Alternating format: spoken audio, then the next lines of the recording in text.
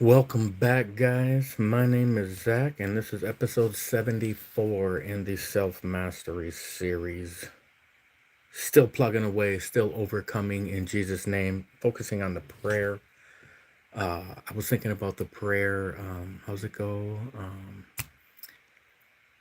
God grant me the serenity to accept the things I cannot change, the courage to change the things I can, and the wisdom to know the difference. And that really applies to what I'm talking about with this overcoming through prayer. You have habits that are so ingrained in you. We all do.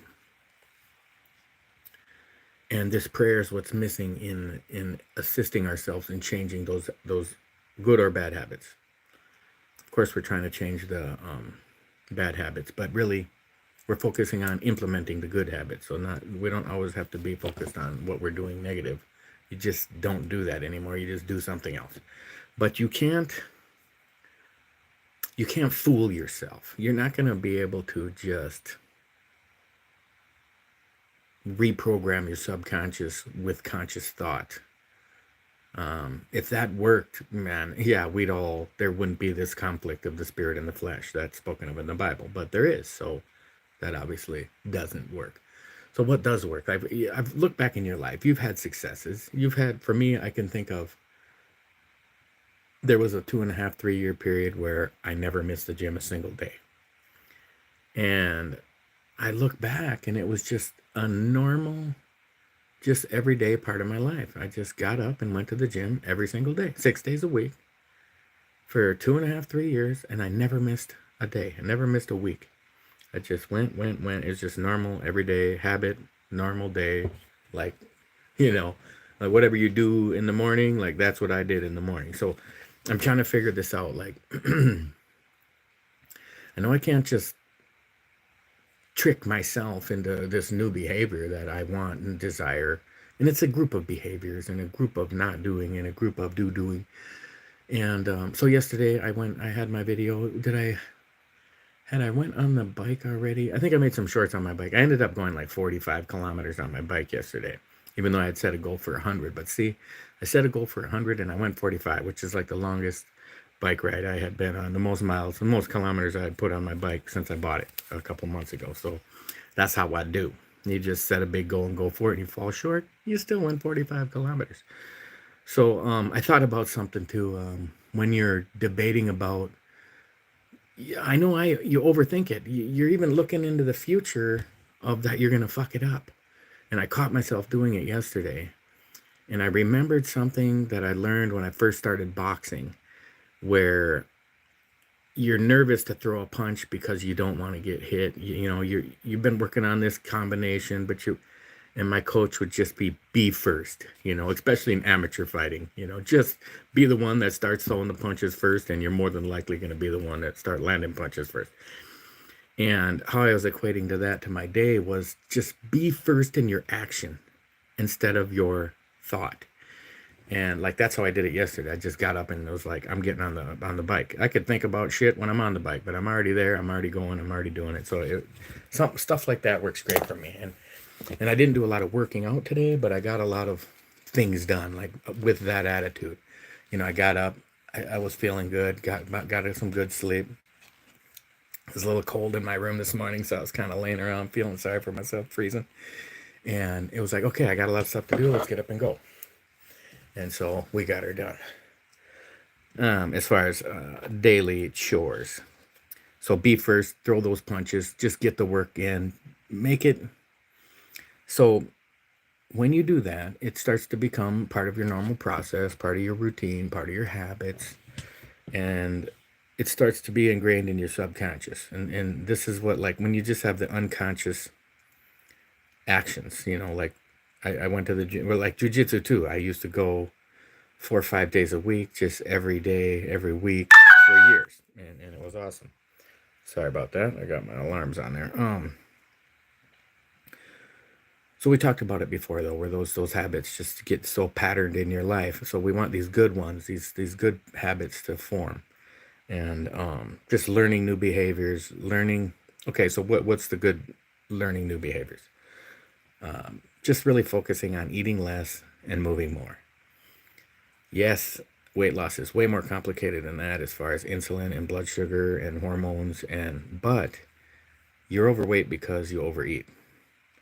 So learning to stop overeating, you're not gonna be able to continue to overeat, right? So it's an easier first step, I think, to just quit overeating. And I don't have a super problem eating bad food. So for me, it's just if you're eating bad food and overeating, I think it's better to stop the overeating first. Continue to eat whatever you want and eat less food, eat less food, eat less food, and then you'll want to start eating better and better food. For me, I the last 2 days I've had like vegetable soup, chicken. Oh, this smoothie I started making. My wife. Oh, we got a note about that too. My wife sent me a link to this little smoothie, and I was like, that doesn't look that great. I don't think I want to try it. But I said, you know what? I'm gonna try it. So it's just some fruits blended up in a blender. So it's one apple, whatever kind you want, one banana. It said a cup of milk, but I don't drink milk, so I used unsweetened almond milk, and a couple tablespoons of oatmeal. And I think I used 1 minute oats or quick oats, or maybe I used regular oats. I don't even know what I bought up there. One of those little cylinders. And I threw in some crushed ice, or I threw in some ice to crush it up in there with the smoothie. And so, an apple, a banana, a cup of almond milk, 2 tablespoons of oatmeal. I put about 3 tablespoons of oatmeal and some ice, and it is awesome, and it is super filling. You can't believe it. I mean, for one, by the time you add the apple, the banana, the cup of almond milk, maybe a cup and a half, it's and the oatmeal and the ice, it ends up making a pretty huge cup of it, and it's so fibrous, and I kind of just sip it and sip it for a meal. And I just had it for dinner about an hour ago, about 7 p.m., and I was just stuffed after that. And it's only like 350 calories, maybe, right around there, maybe even less. One apple, one banana. Can't remember all my calorie counts. I want to say 100 for the apple, 100 for the banana.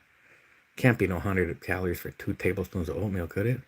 Probably not. So yeah, it's probably 350 calories. So super easy.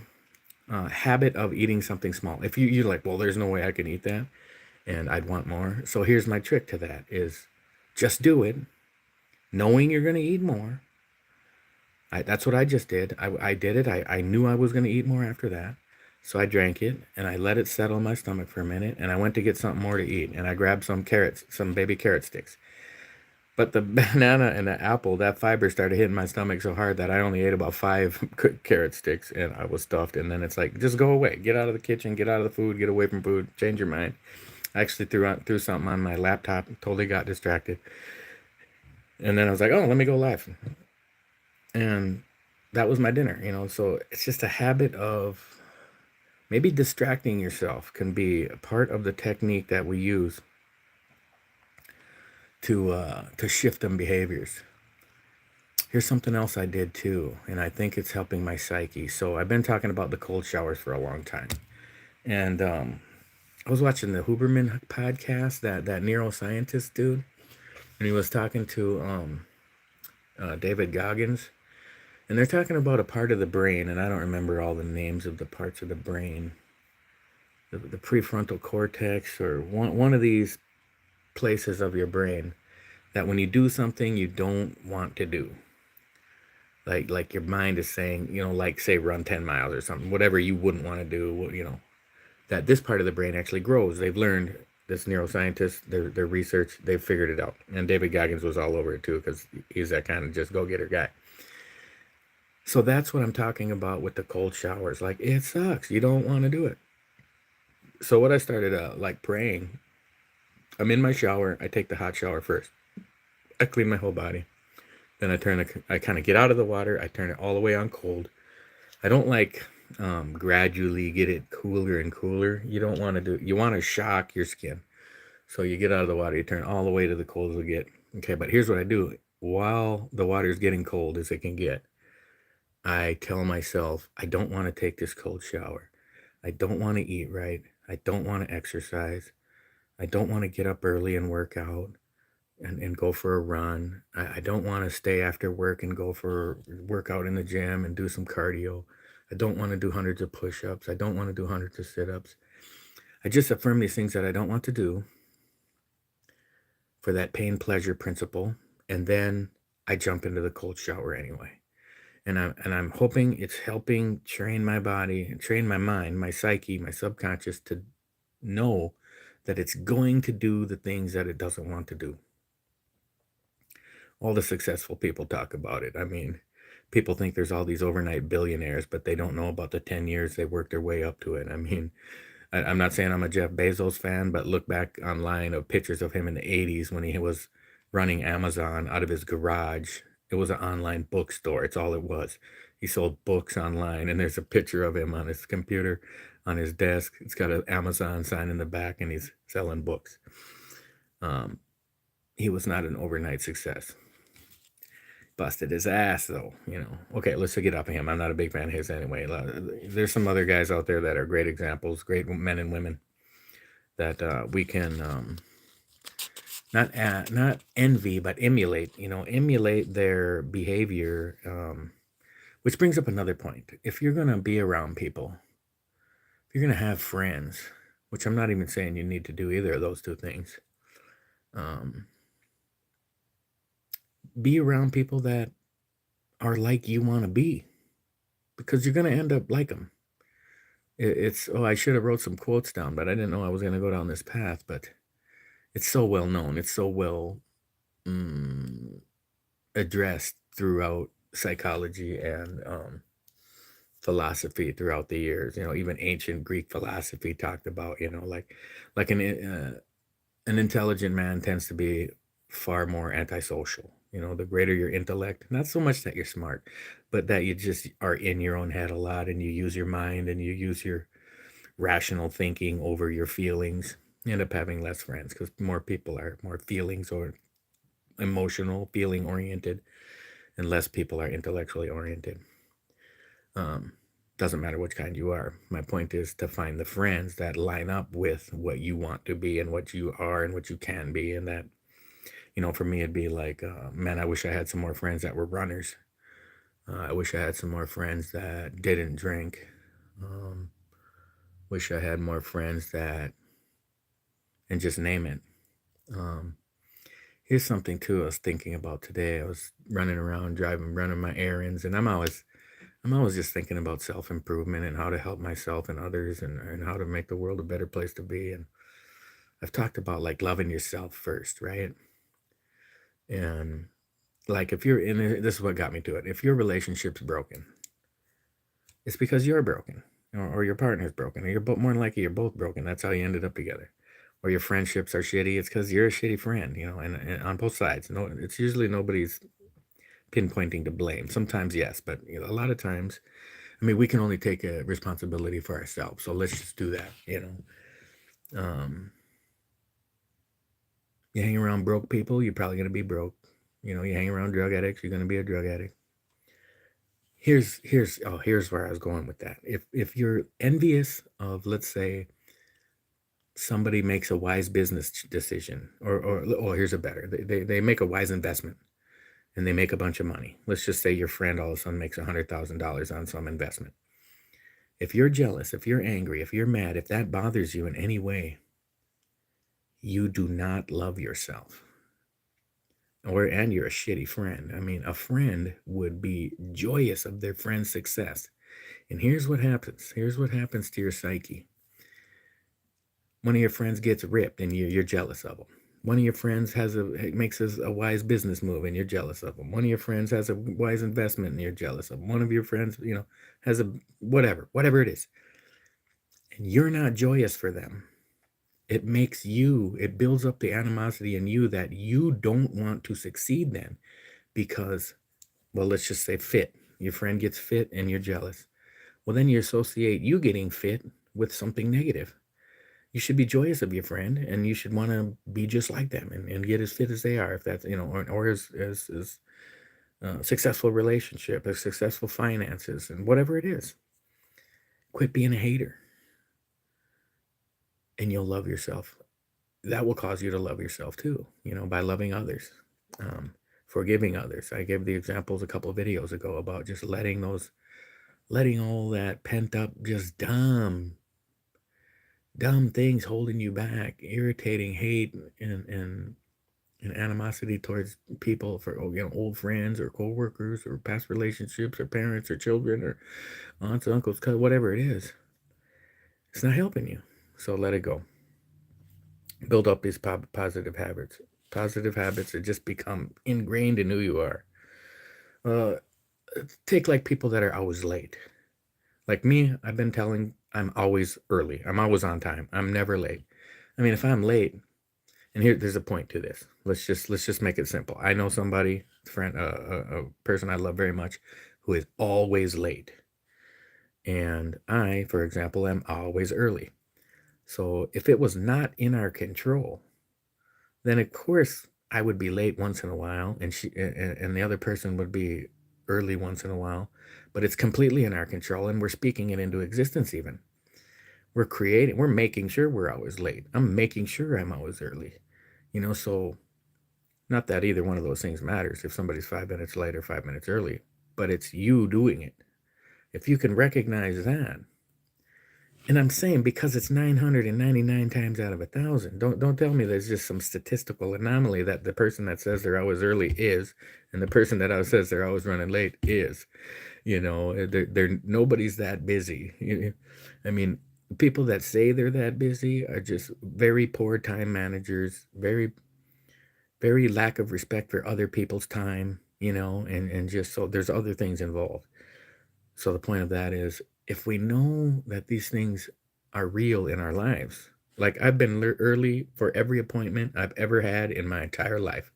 I mean, I'm 52 years old in a couple months, and I have never been late for anything.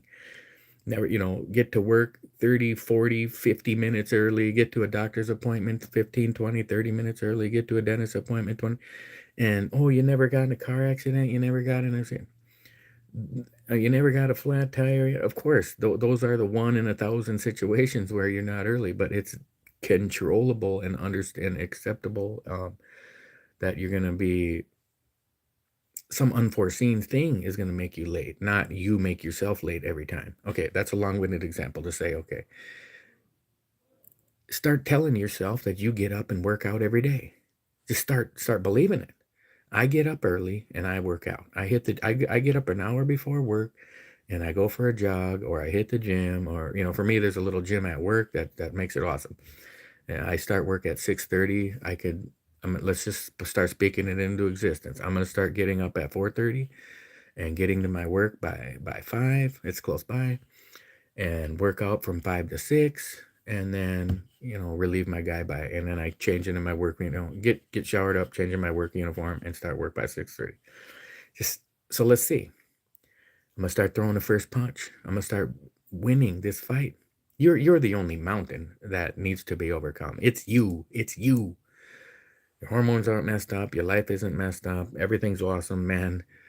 I promise you, if you have the technology to be able to watch this video, if you're in, just the fact that you're watching this video tells me that you are far and above the king of England in 1800. Your life is better than his, and he was a king of a country. If you're overweight, it's because we have just abundance of everything, and our life is so easy and awesome. You think your life sucks, man? Look around. Dig around for some people's life that might suck just a little worse than yours, or at least going through the same shit, because none of us, but what is it? Ecclesiastes says God will never give you any suffering that's not common to man. We've all been through this shit. We all been through different things, but millions and millions of people have been through what you're going through. Somebody just liked one of my videos, so that was a good thing, but I need to turn that loud ass buzzer off next video. I usually go live on my laptop. That's why I'm live on my phone right now. Can I give my own video? Oh, guys, I don't even have a single thumbs up yet. A few people have come and gone. Welcome to live chat.